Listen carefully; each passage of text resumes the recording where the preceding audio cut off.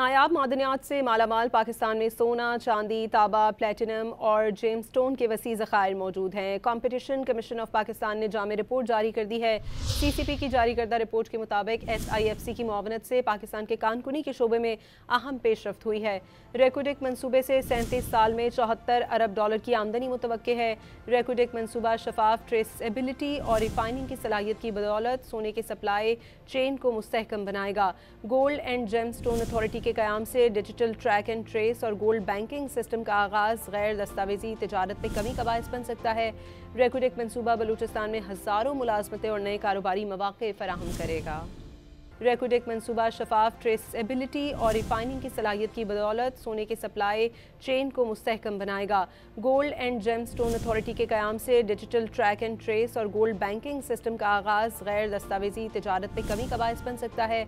रेकोडेक मनसूबा बलूचिस्तान में हज़ारों मुलाजमतें और नए कारोबारी मौक़े फराहम करेगा।